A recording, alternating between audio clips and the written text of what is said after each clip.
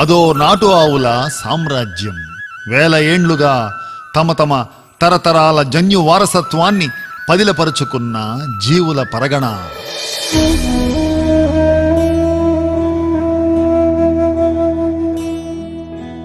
తిరుపతి జిల్లా రామచంద్రాపురం మండలం సూరావారిపల్లె సమీప అటవీ ప్రాంతాన నేటికి నిగూఢంగా కొన్ని దేశీ గోవులు జీవనం కొనసాగిస్తూ ఉన్నాయి.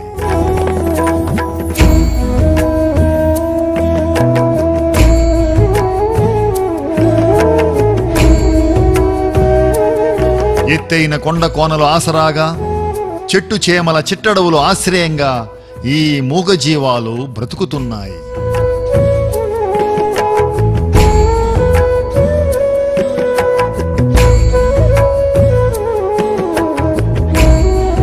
ఇతిహాసాల్లో, పురాణ గాథల్లో దేవుళ్లకు ప్రీతిపాత్రమైన ప్రాణులుగా పరిగణన పొందిన ఈ గోవులు రాన్రాను సంఖ్య తగ్గుతున్నప్పటికీ తమ అస్తిత్వాన్ని నిలుపుకోవడానికి అహరహము శ్రమిస్తున్నాయి.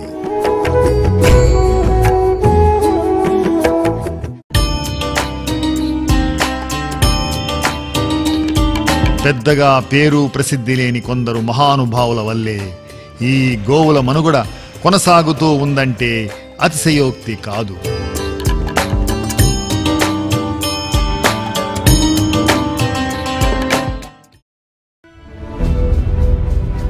పెరుగుతున్న పట్టణీకరణ, తగ్గుతున్న పచ్చిక బయళ్ళు, తరుగుతున్న అడవులు,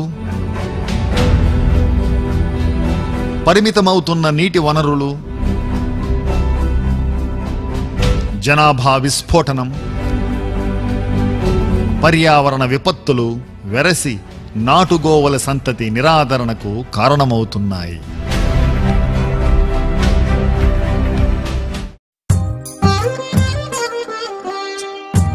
చారిత్రకంగా పేరుగాంచిన రాయల చెరువు,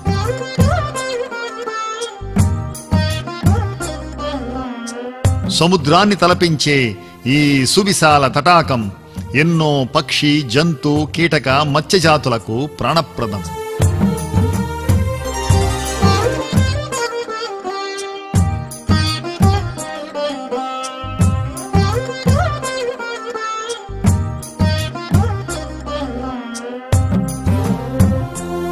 ముఖ్యంగా వేలాది పశువులు చుట్టుపక్కల కొండలు, గుట్టలపై మొలచిన కసువును కడుపారా మేసి రాయల చెరువులో దిగి తనివి తీరా నీరు తాగి తమ తమ నెలవులకు తరలి వెళ్లేవి. వాటి అంబారావాలు మృదుమధుర సంగీతమై పరిసరాలు ప్రతిధ్వనించేవి. గ్రామదేవత ముత్యాలమ్మగా పిలిచే రేణుకా ఎల్లమ్మ సాక్షిగా ఆ జ్ఞాపకాలన్నీ నిన్న మొన్నటి మాటలు. మరలా ఆనాటి గోగణాలు తిరుగాడిన కాలం రావాలని అమ్మవారిని భక్తితో ప్రార్థిద్దాం.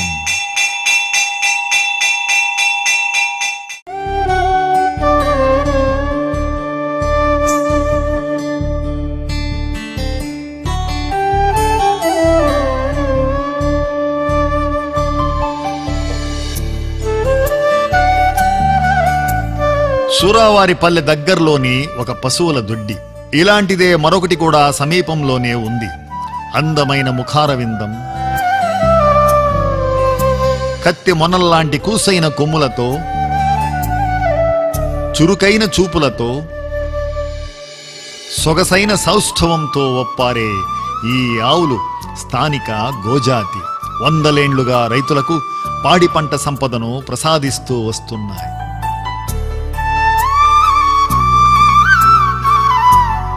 హరిత విప్లవం, శ్వేత విప్లవాల పుణ్యమా అని వ్యవసాయ పాల ఉత్పత్తులు ఎంతగానో పెరిగాయి. ఇబ్బడి ముబ్బడి అయిన ఈ దిగుబడుల వల్ల దేశ ప్రజల జనాభా అవసరాలు చాలా వరకు తీరాయి. అయితే ఈ క్రమంలో పంట పొలాలకు కృత్రిమ రసాయనాలు, అధిక పాలను ఇచ్చే సంకరజాతి ఆవుల వినియోగము పెరిగింది.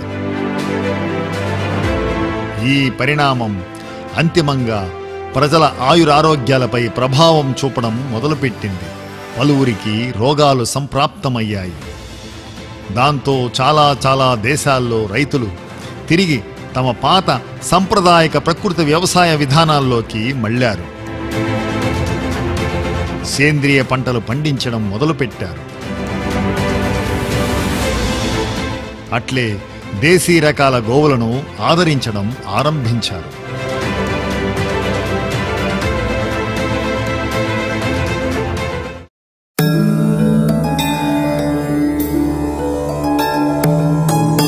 దేశంలోని అతిపెద్ద ధార్మిక సంస్థ తిరుమల తిరుపతి దేవస్థానముల వారు ఒక అడుగు ముందుకేసి దేశీయ గోవుల పరిరక్షణకు నడుం కట్టారు.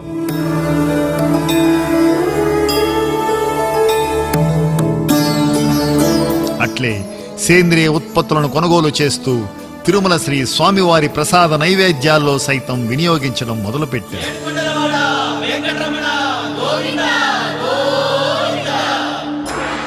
గోవిందుడు గో సంరక్షణ పేరిట టిటిడి వారి ఎస్వి భక్తి ఛానల్లో డాక్యుమెంటరీలు కూడా రూపొందాయి.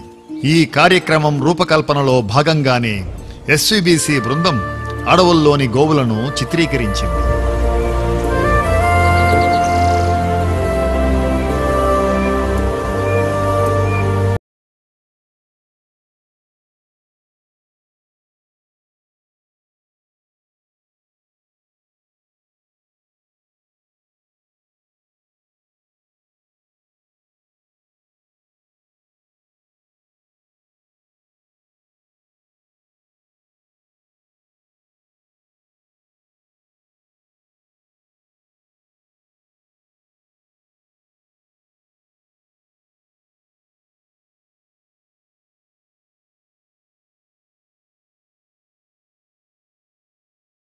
ఆ మూగజీవాల్ని మేత కోసం అడవికి తోలుకెళ్లి తిరిగి జాగ్రత్తగా తీసుకొస్తాడు.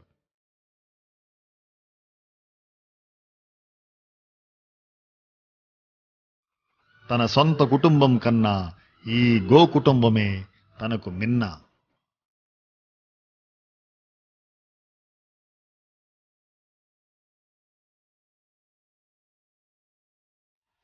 పురాతనం నుంచి మేపుకుంటా ఉన్నారు మా పెద్దోళ్ళు. అవి పాంగు పట్టకూడదని మేపుతా ఉన్నాను. 15 ఏళ్ళ కానించి అడవులు పడి తిరుగుతా ఉన్నాను.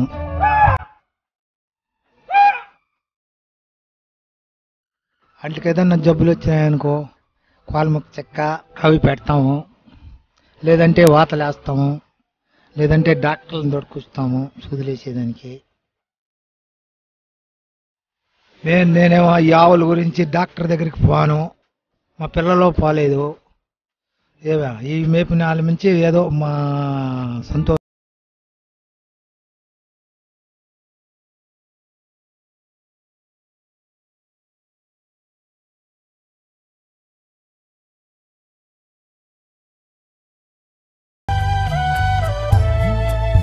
సంవత్సరానికి ఒకసారన్నా దిష్టి తీస్తాము. తాటిమట్టి తీసుకొని ఎదురుగా తెప్పుతాం. ఒక ఆవు అయితే చుట్టూరు తిరుగుతాం. ఏమే ఈ అన్నీ కాబట్టి ముందర చేరుకొని మూడు సార్లు దిగదీసి పారేసి తుప్పుని ఎంగులు చేసి కాబట్టి తోలుకొచ్చుకుంటాం.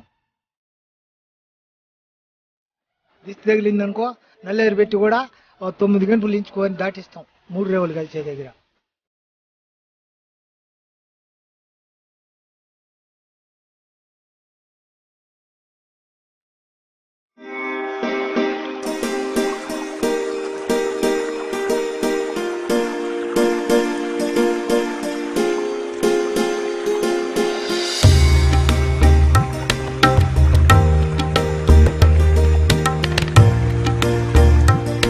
రాయల చెరువుకు వాయువ్యాన గల ఈ తూర్పు కోన అడవులు మునుపు ఎన్నో పశువుల దొడ్లు పశుపెంటలకు ప్రసిద్ధి.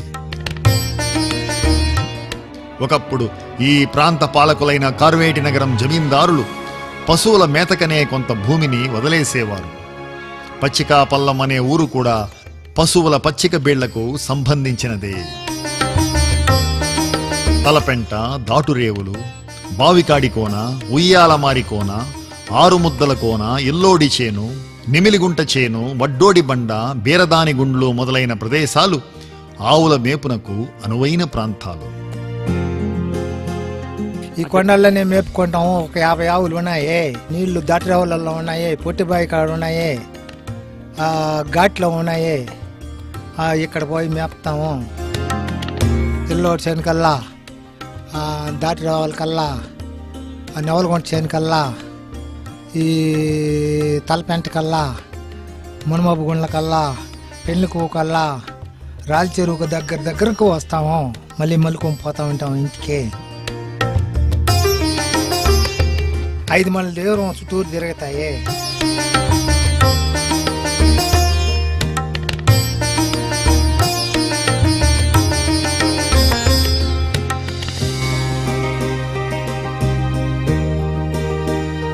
కొండగుట్టలపై ఏపుగా ఎదిగిన గడ్డి అంటే వాటికి ఎంతో ప్రీతి.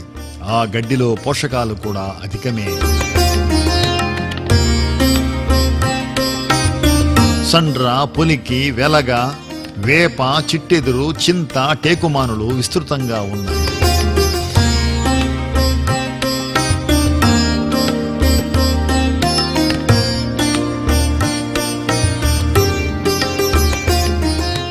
ఈ అటవీ ప్రాంతంలో నాటు ఆవులకు అందించే గడ్డి ఎంతో పుష్కలంగా ఉంది. నేండ్ర కసువు, బోద, గరిక, పులగం గడ్డి. ముఖ్యంగా దేశీయ ఆవులు గడ్డినే స్వీకరించి అవి ఎంతో దృఢంగా అవుతాయి.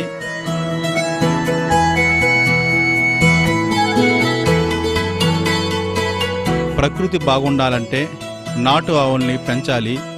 ఇది కొన్ని లక్షల సంవత్సరాలు జరుగుతున్నది. ప్రస్తుతానికి ఇదెంతో అంతరించిపోతున్నది. ఇది మళ్ళీ తిరిగి పెంపొందించాలనే సంకల్పంతో ఇక్కడ మా ఏకవీర సేవా ఫౌండేషన్ 2nd ఫేజ్ కిందట ఒక 15 ఆవులతో స్టార్ట్ చేసినాము. అదేవిధంగా సూరావరపల్లికి సంబంధించిన 2 రైతులు కూడా ఒక్కొక్కరు 50 గోవులతో వాళ్ళ మనుగడ సాగిస్తున్నారు. ఈ గోవుల ద్వారా వారి కుటుంబము, వారి ఆరోగ్యాలు ఎంతో సుఖ సంతోషాలతో ఉన్నారు. ఎంత ఆశ్చర్యకరం అంటే ఇప్పటికీ ఈ గోవులు పెంచేవారు హాస్పిటల్కి వెళ్ళడం కూడా వారికి తెలియదు. మనకి ఈ గో సంపద గురించి వెటర్నరీ హాస్పిటల్స్కి పోకుండా ముందు మన ఋషులే ఎంతో విజ్ఞానం అందించారు. ఉదాహరణకు మనం ఇప్పుడు డీవార్మింగ్ చేస్తున్నాము. డీవార్మింగ్ బదులు బిల్లి, నల్లతుమ్మ ఈ చెక్కలు సహజంగా బండ మీద దంచి ఉప్పు వేసి ఇవి గోవులకి ప్రతి 3 నెలలకు పెడుతుంటే వాటికి జీర్ణ శక్తి కానీ వాటికి ఎలాంటి ఇబ్బంది లేకుండా సంతోషంగా అవి ఆరోగ్యంగా ఉంటాయి. అదేవిధంగా భోగి రోజు చుక్క అనే ఉత్సవాన్ని తాటి మట్టలతో పెద్ద నిగుడు వేసి ఈ గోవులన్నీ ఆ అగ్గి చుట్టూ 3 ప్రదక్షిణలు చిట్టి అదేవిధంగా ఊరంతా తిప్పి వాటికి దిష్టిలాగా అదేవిధంగా అడుగులలో తిరుగుతాయి. కాబట్టి వాళ్ళ యొక్క నానుడి భూతపేత పిశాచాల నుంచి గోవుల్ని ఎలాంటి ఆరోగ్య ఇబ్బంది లేకుండా కాపాడేవారు. ఇలా ఎన్నో మనకి తెలియకుండా సహజంగానే ఇట్లా చేసుకుంటూ ఆవులన్నీ కూడా వాళ్ళు పరిరక్షిస్తున్నారు. అదేవిధంగా ఆంధ్ర రాష్ట్రంలో కూడా ఇక నుంచి నాటావులు పెంపొందించి భవిష్యత్తుకి నాటావులతో ఆరోగ్యాలు కానీ వర్షాలు సకాలంగా ఉండాలని మా సంకల్పము. అందరికీ మా విన్నపం కూడా. ఎలుగుబంట్లు, నిమిళ్ళు, అడవి పందులు, ఆలవలు, ఉడుములు, దుప్పులు, పొట్టినక్కలు, కుందేళ్లు, నాగుపాములు అడవి నిండా కానవస్తాయి.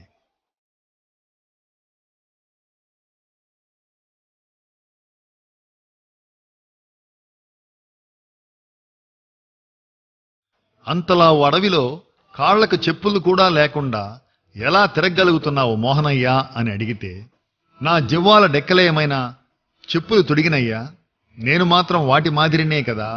అయినా అడవిలో నడిచేటప్పుడు నేలతలని అపవిత్రం చేయకూడదు. ఏమైనా ఉత్త అరికాళ్లకు ఉన్న పట్టు మీ చెప్పులు బూట్లకు వస్తాయా అంటూ నవ్వాడు గోవుల గోపన్న మోహనయ్య.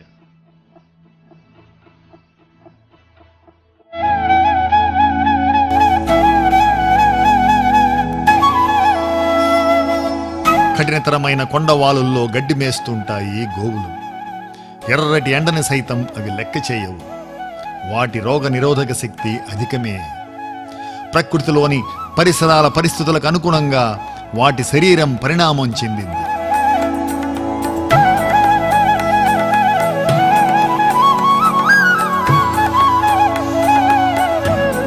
హల్లికార్, గిర్, ఒంగోలు, కాంగాయం మొదలైనవి కొన్ని రకాల నాటు ఆవులు. వీటికో సంకేతాత్మక లిపిలేని భాష ఉంటుంది. మోహనయ్య లాంటి వాళ్ళు మాత్రమే వాటితో సంభాషించగలరు. ఓంకార శబ్దంతో కూడిన ప్రణవనాదం ఆ కూతల్లో ప్రతిధ్వనిస్తూ ఉంటుంది. కావాలంటే మీరు వినండి. ఆవులు తప్పినానుకో ఎట్టంటే పిలిచేదే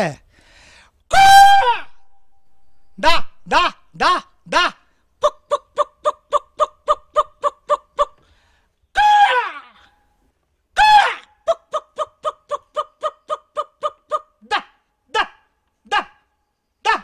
నీళ్ళకి కిహో కిహో అంటాం స్వామి. నీళ్ళకి కిహో కిహో కిహో.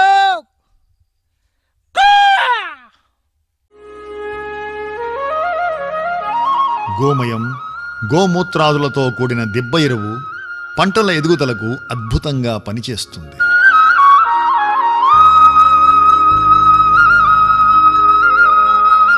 వీటికి తోడు రైతులు సొంతంగా తయారు చేసుకునే జీవామృతం, ఘనజీవామృతం, సహ క్రిమినాశనలు, కషాయాలు, మూలిక ఔషధాలు ఎంతో ప్రభావశీలం.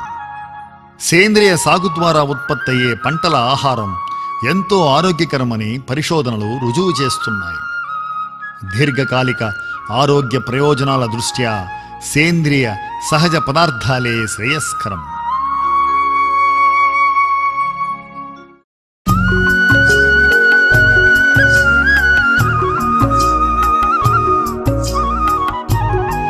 గోవులు కొండ దాటేశాయి. అవతలి పక్క కుప్పకొండ దిగువన మైదానం చేరుకున్నాయి.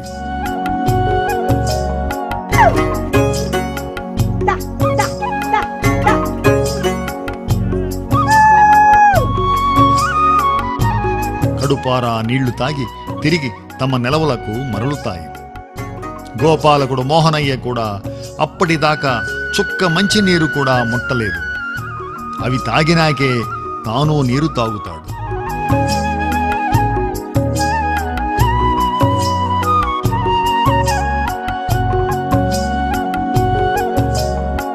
ఎవరో పుణ్యాత్ములు తమ బీడు పొలంలో బోరు నీటిని జీవాలకు వదిలిపెట్టారు. ప్రాణులకు ప్రాణమైన నీరు గోవుల గొంతులను తడపగానే అనిర్వచనీయమైన ఆనందాన్నేదో పొందుతున్నట్లు, పొడమి లోతుల నుంచి పెళ్ళుబుకి బయటకు వచ్చినందుకు తన జీవితం సార్థకత పొందినట్లు ఆ గంగాజలం మరింతగా ఉరుకులు పరుగులు పెడుతున్నట్లుంది. బోరు పైపు నుంచి నిరంతరంగా నీరు ప్రవహిస్తూ ఉంది.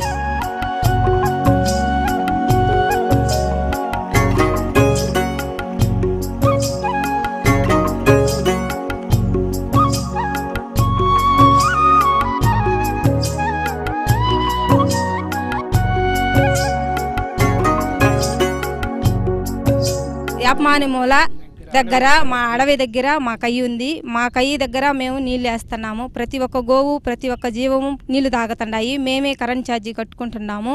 అన్నీ మేమే సౌకర్యం చూసుకుంటున్నాము.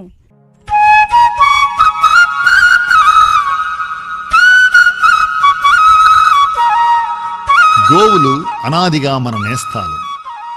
మానవ సమాజం వ్యవస్థీకృతం కావడంలో వాటి తోడ్పాటు ఎనలేనిది. శాస్త్ర సాంకేతికతల ఆధునికత పేరిట ప్రస్తుతం వాటిని దూరం చేసుకుంటున్నాం.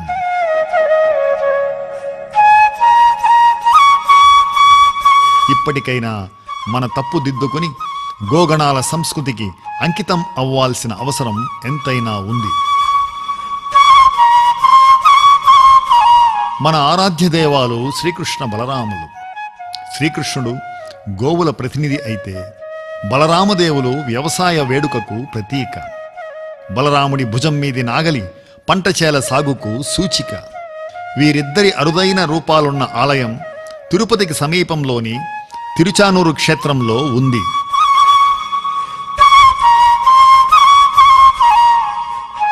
గోవిందుడు అంటే గోవులను కాచువాడు అని భావార్థం. శ్రీకృష్ణుడే గోవిందుడు. ఆ గోవిందుడే 7 కొండలపై వెలసిన జగత్పిత శ్రీ వెంకటేశ్వరుడు. గోవుల పాదధూళి సోకిన నేల ఎంతో పవిత్రం.